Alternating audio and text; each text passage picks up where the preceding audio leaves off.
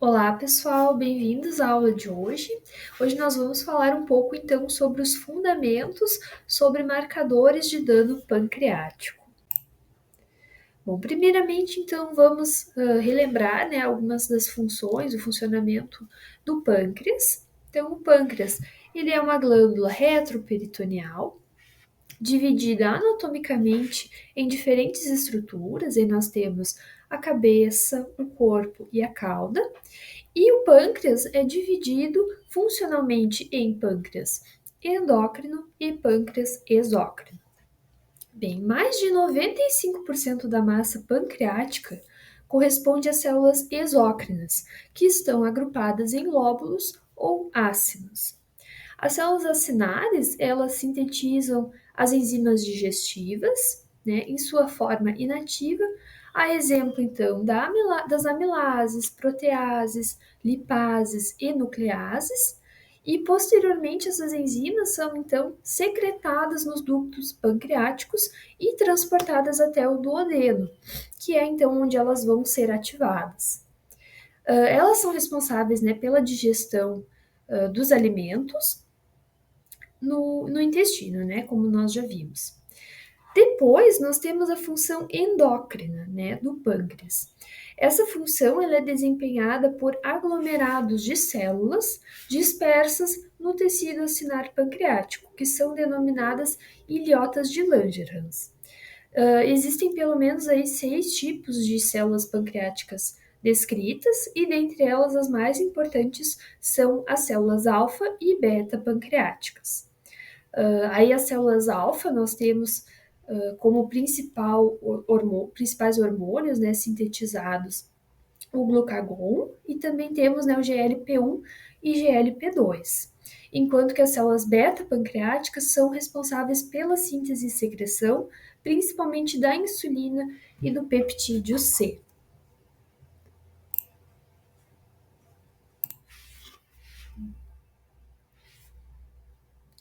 Bem, quando nós pensamos em doenças relacionadas ao pâncreas, nós temos 3 principais tipos. Nós temos a pancreatite, que pode ser classificada em aguda ou crônica, e o câncer de pâncreas.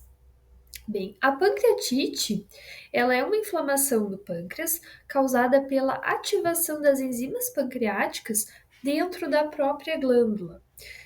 E aí essa ativação, acaba digerindo a própria glândula, provocando dor e outros sintomas também.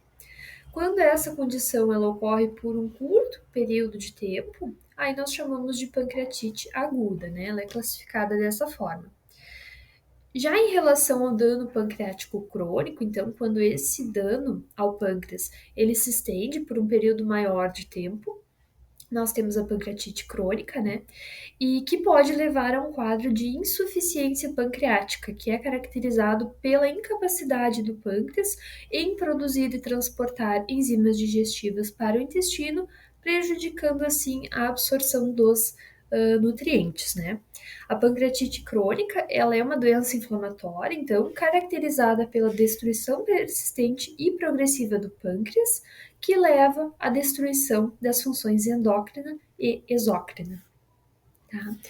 Já em relação, então, ao câncer do pâncreas, ele representa aí cerca de 4% das mortes por câncer, e ele é um tipo bastante agressivo de câncer, então ele tem uma alta taxa de mortalidade, e também ele é um câncer de diagnóstico bastante tardio, então os pacientes que desenvolvem câncer de pâncreas, eles, às vezes o diagnóstico leva muito tempo para ser feito, porque às vezes alguns sintomas se confundem com os de outras doenças, e até se chegar ao diagnóstico de câncer, então ele às vezes ocorre de forma muito tardia, o que leva, então, a um prognóstico pior, para o paciente.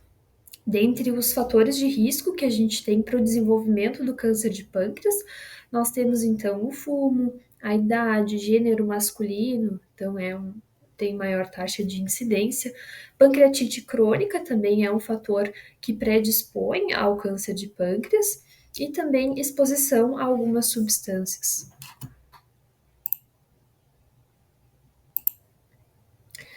Aqui, pessoal, de forma complementar, eu trouxe esse quadro para vocês, só para exemplificar, né, algumas das outras causas de pancreatite que podem ocorrer em adultos.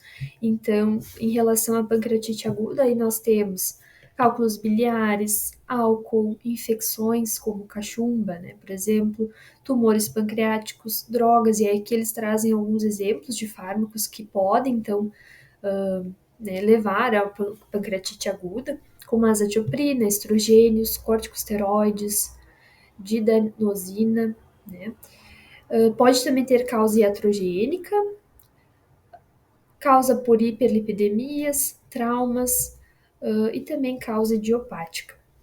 E em relação então à pancreatite crônica, nós temos de novo o álcool, né, como um dos fatores que pode causar a pancreatite crônica. Também pode ser relacionada à questão nutricional, né? Defeitos hereditários, então é uma forma, né, também de que já predispõe ao desenvolvimento de pancreatite crônica. Pode também ter causa idiopática, causada por traumas ou também por hipercalcemia, tá? Então aqui só alguns exemplos para ficar para vocês. Bem, e como nós podemos então avaliar a função pancreática? Bom, nós temos biomarcadores em soro e nessa aula, né, nós vamos falar um pouquinho então mais especificamente sobre eles, que são a amilase e a lipase. E quando a gente fala, né, para avaliar a função pancreática, que nesse caso a gente se refere mais especificamente a um diagnóstico de quadro de pancreatite aguda, tá? Então, na aula de hoje a gente vai se refere, né, eles são mais específicos para avaliar a pancreatite de forma aguda. Além desses exames bioquímicos, né, o diagnóstico de pancreatite ele é fechado geralmente, né, através de exames de imagem, como por exemplo tomografia computadorizada, ressonância magnética, que possibilitam então visualizar, né, o pâncreas de uma forma aumentada e inflamada nesses casos, né, de pancreatite. Bem, então em relação à amilase, né, a principal função dessa enzima é clivar o amido em polissacarídeos menores no processo de digestão, né, para sua posterior absorção. E nós vimos que a amilase é então produzida pelo pâncreas, porém ela é também produzida em menor parte, né, menor quantidade, pelas glândulas salivares, né, e em pequenas quantidades em outros tecidos também. Por isso, né, além de quando ela estar elevada em processos aí de doença pancreática, ela também pode estar elevada em outros quadros, né? Então, relacionados, por exemplo, né, às glândulas salivares também. Então, ela não é um biomarcador extremamente específico, né? O aumento dela pode estar não relacionado a algum problema pancreático e sim relacionado a outro órgão, né? E então, em relação às concentrações da amilase, elas se elevam aí cerca de 2 a 12 horas após o início dos sintomas, com pico, né, uma maior concentração em cerca de 24 horas e uma normalização de 2 a 3 dias, então, após a pancreatite aguda. Já quando nós falamos da lipase, né, a lipase pancreática é uma enzima produzida pelo pâncreas responsável pela quebra de lipídios em substâncias mais simples, né, como ácidos graxos e glicerol. A maior parte aí da atividade da lipase é encontrada no soro devido à produção pelo pâncreas, porém uma parte também dela é secretada pela mucosa gástrica também, pela mucosa intestinal. Então, ela também não é exclusivamente produzida pelo pâncreas, né? Mas ela é um pouco mais específica. A dosagem da lipase ela é então utilizada para diagnosticar a pancreatite aguda, sendo a sua sensibilidade e especificidade clínica bem alta, né? Ela tem uma especificidade de 80 até 100%. Então, ela é um pouco mais específica que a amilase. E então, após um quadro de pancreatite aguda, a atividade da enzima ela aumenta na concentração do soro, né? Em 4 a 8 horas. Chega no pico aí também, após umas 24 horas, e depois ela decresce mais devagar. E depois eu vou mostrar um gráfico para vocês para ser pouquinho melhor de visualizar isso, mas ela então decresce aí entre 7 a 14 dias, e essa elevação, né, ela pode variar bastante de acordo com, em relação, né, ao valor de referência, podendo ser, por exemplo, 2 vezes mais aumentada que o valor de referência, podendo chegar até 50 vezes mais elevada que o fator de referência. Então, depende bastante do quadro do paciente. Aí aqui eu trago para vocês essa questão do aumento em relação ao longo do tempo, né? Então, mudanças tempo dependentes na amilase sérica e na lipase depois de pancreatite aguda. E aí vocês podem ver que as duas elas se elevam, né, dentro das primeiras 24 horas, atingem o pico, né, tanto a lipase como a amilase, porém a lipase ela se mantém, né, aumentada em relação ao valor de referência por mais tempo, a lipase, né, mais tempo em relação à amilase. Tá? Então, para vocês visualizarem, talvez fique um pouco mais claro vendo o gráfico. Bom, e vamos falar então agora sobre as análises bioquímicas dessas duas principais enzimas aí utilizadas no diagnóstico de pancreatite aguda, então. Bom, vamos iniciar então falando sobre a técnica de quantificação da atividade da amilase. Então, aqui vocês têm no slide, na parte de cima, a equação química dessa reação catalisada pela enzima amilase. Então, são nomes um pouco complicados, né? Eu deixei escrito então o princípio da técnica para facilitar um pouco para vocês também. Então, qual que é o princípio dessa técnica, né? A enzima alfa-amilase, ou também amilase, né, hidrolisa o substrato 2-cloro para nitrofenil alfa-D-maltotriosídeo, que é o CNPG3, que é um substrato, né, que vai vir, vocês vão ver posteriormente, vai vir já no reagente que a gente vai utilizar para a técnica, né? Então, a gente utiliza esse substrato presente no reagente e então a enzima que está presente na amostra vai catalisar, né, esse substrato formando esses outros produtos aqui. Então, são formados então o 2-cloro-4-nitrofenol, o CNP, e o 2-cloro-4-nitrofenil alfa-D-maltosídeo, o CNPG2, que vai ser o nosso produto de cor. Além disso, também vai formar a maltotriose, o G3, e a glicose representada pelo G. Tá? Então, vai haver essa formação, a formação desses produtos e a velocidade de formação do CNPG2, que é o 2-cloro-4-nitrofenol, vai ser então o nosso produto de cor e medido no espectrofotômetro, proporcional então à medida da atividade da enzima amilase na amostra. Para a realização dessa técnica, então, vocês vão ver que esse é um método cinético que a gente chama.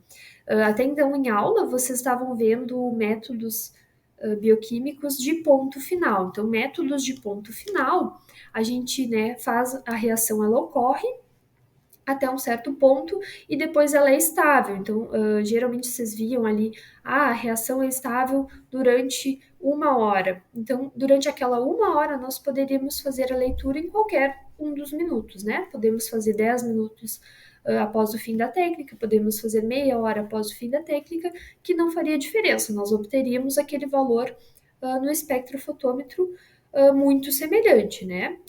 Poderíamos fazer a leitura nesse período de tempo. Um método cinético, não. Ele é um método que depende, a leitura depende do tempo que a gente faz essa medida. Então, ele é uma medida de uma atividade, por exemplo, de uma enzima ao longo do tempo. Então, essa é a diferença do método cinético.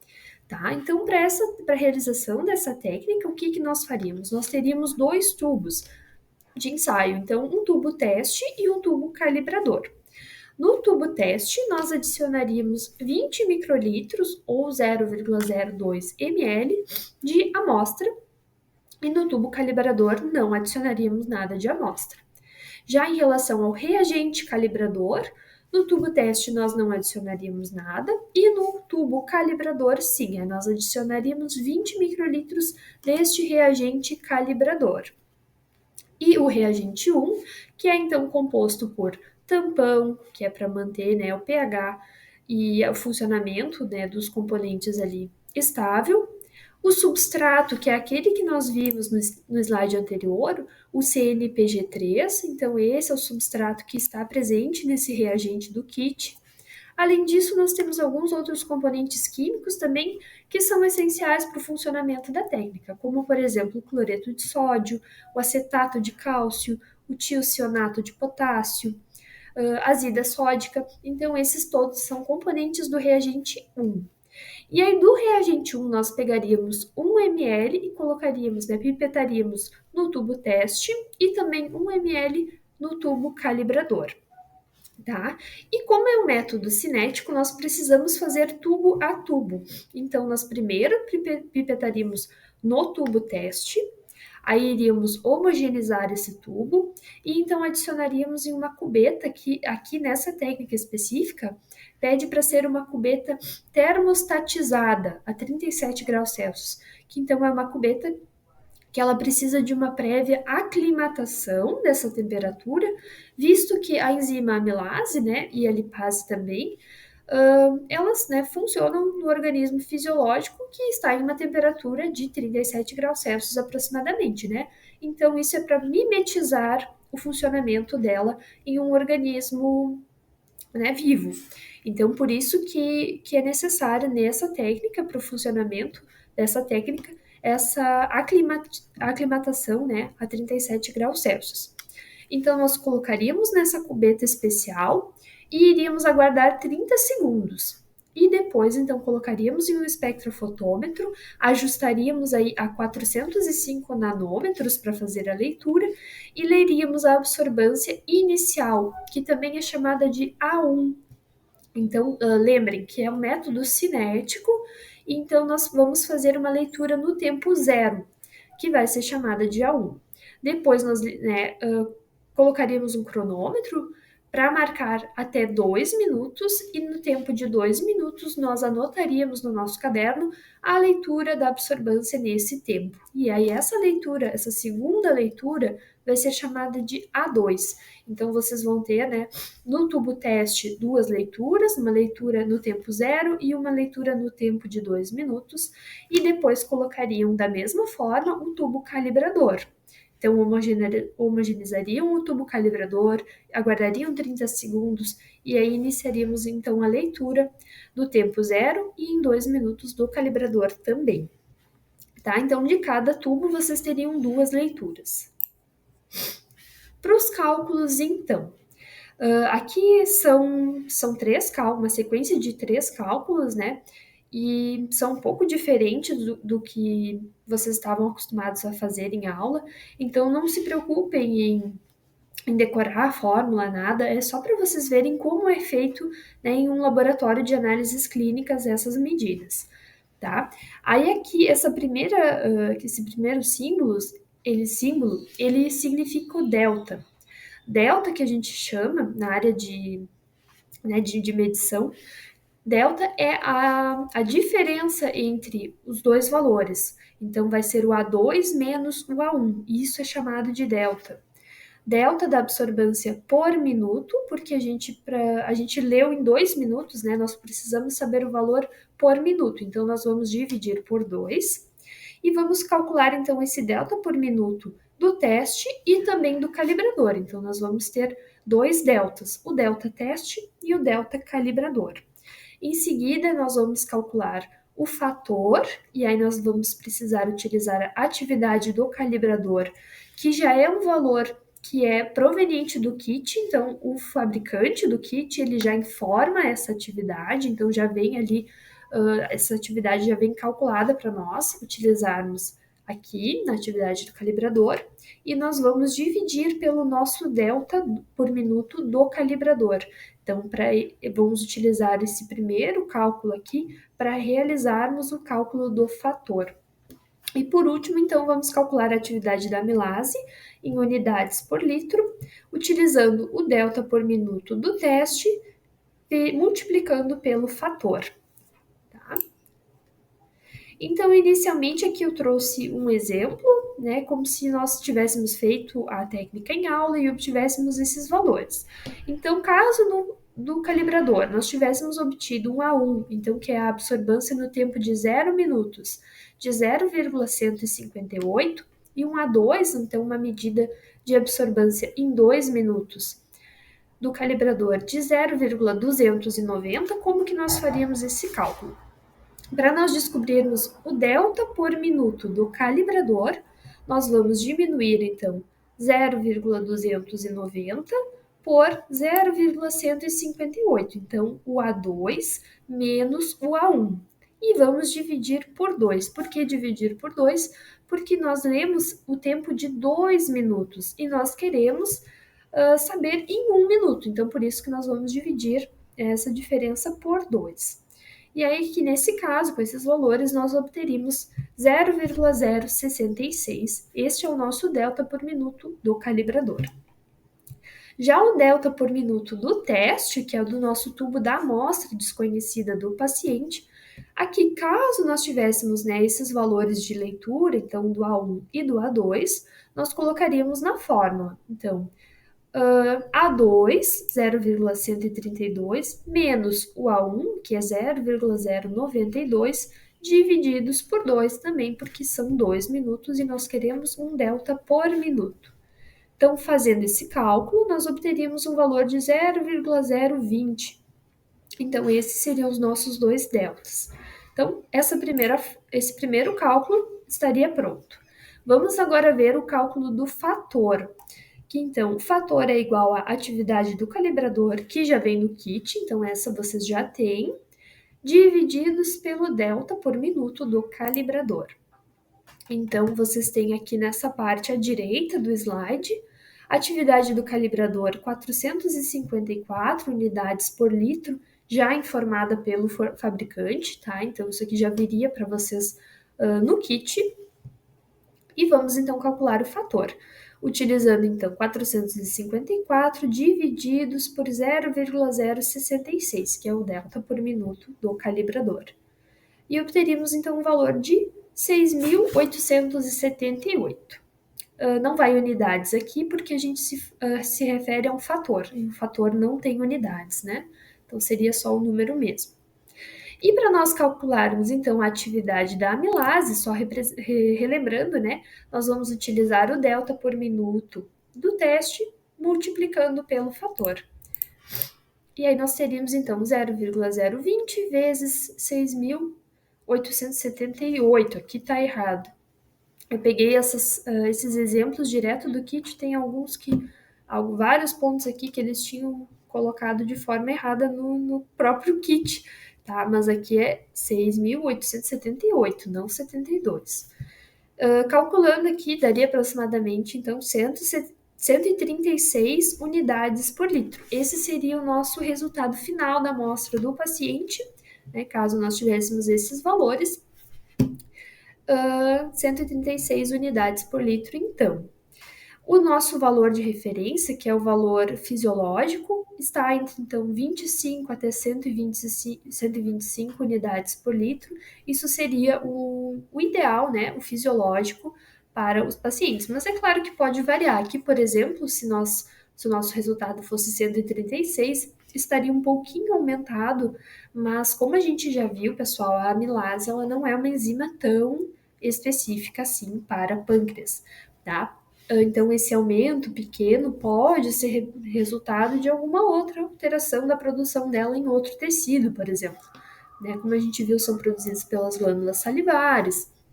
Não necessariamente indica um quadro de pancreatite. Tá? Então, mas em conjunto com a amilase, vamos ter então a avaliação da lipase.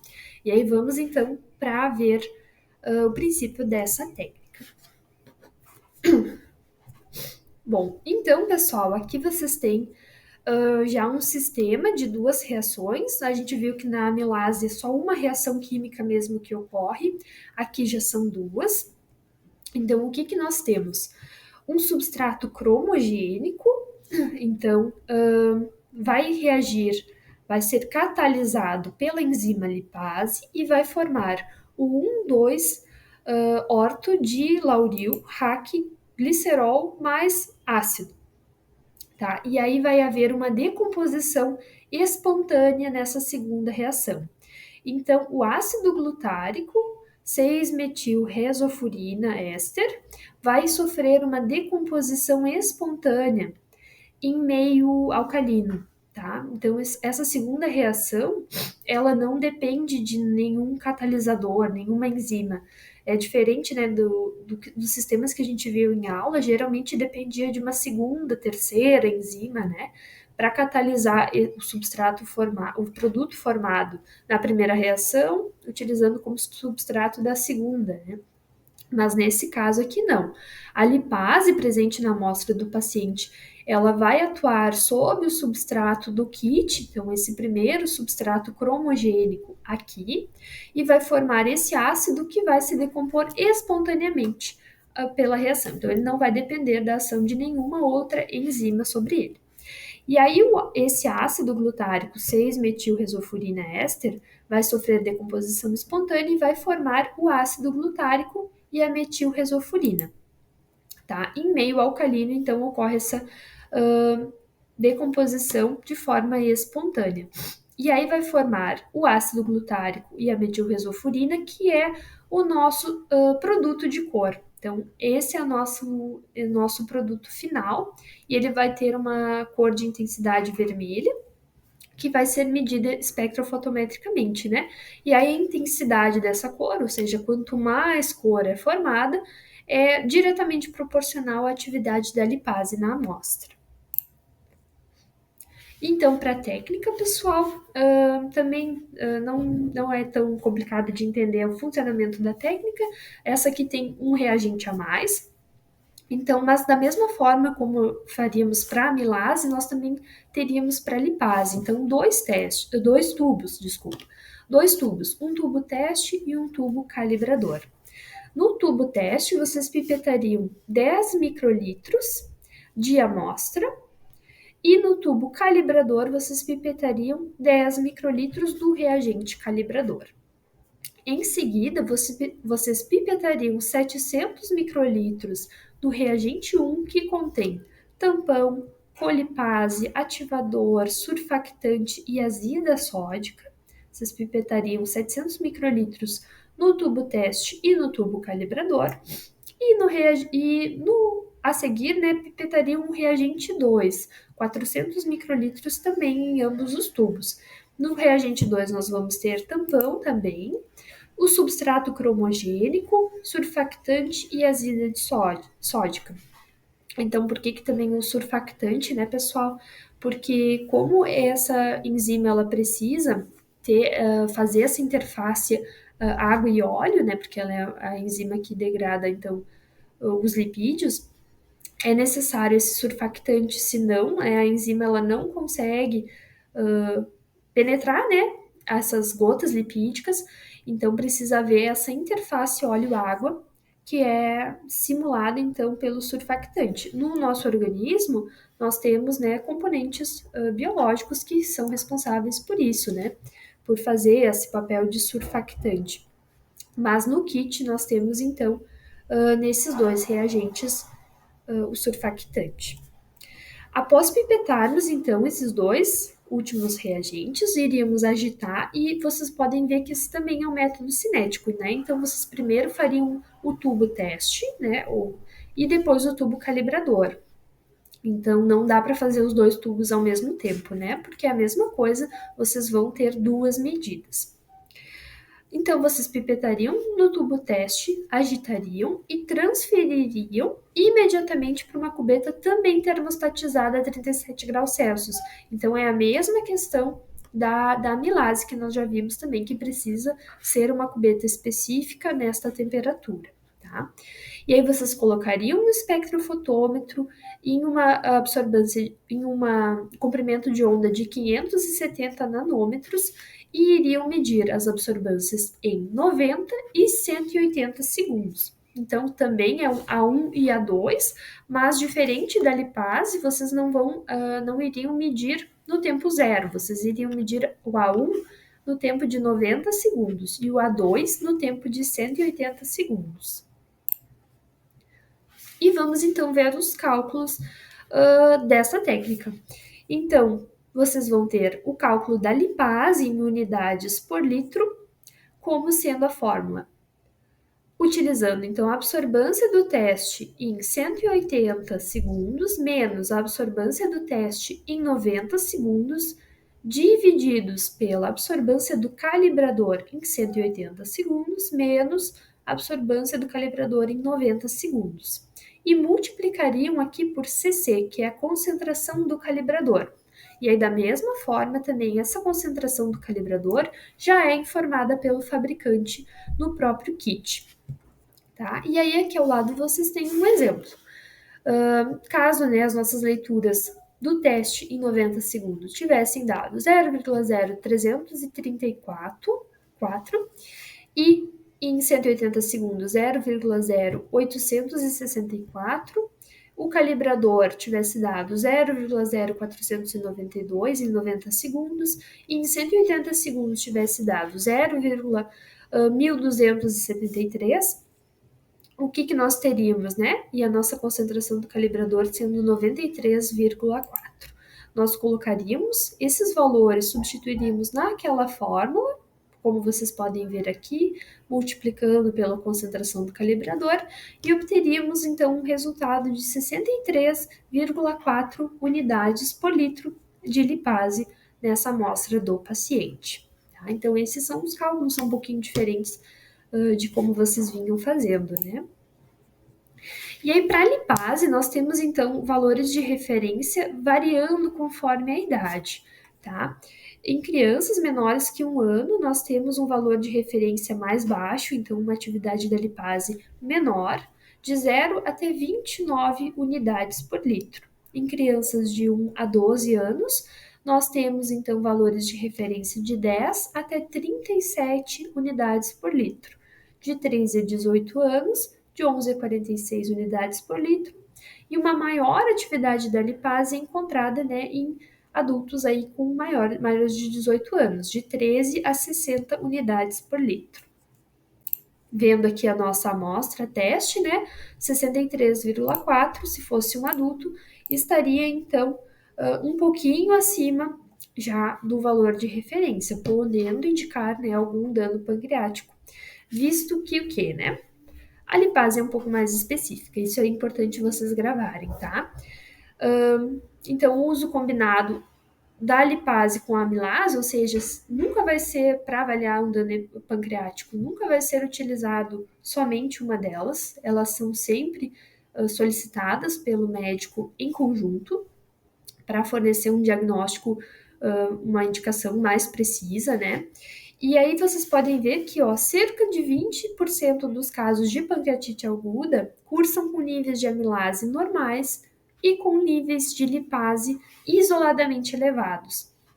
Ou seja, se os exames do paciente apresentarem uma amilase em atividade normal, mas uma lipase aumentada, isso é um grande indicativo, de que pode haver um dano pancreático, principalmente se o valor da lipase for muito maior que o valor de referência, for, por exemplo, de 2, que vocês viram pode chegar até 50 vezes, maior que o valor de referência, que é aqui de 13 a 60 unidades por litro para adultos. Então, isso, principalmente, utilizando como biomarcador a lipase, é um indicativo muito mais específico de dano pancreático, principalmente agudo, pessoal? Aqui a gente fala de dano agudo. Por hoje seria isso, então, pessoal. Muito obrigada pela atenção de todos. Até mais.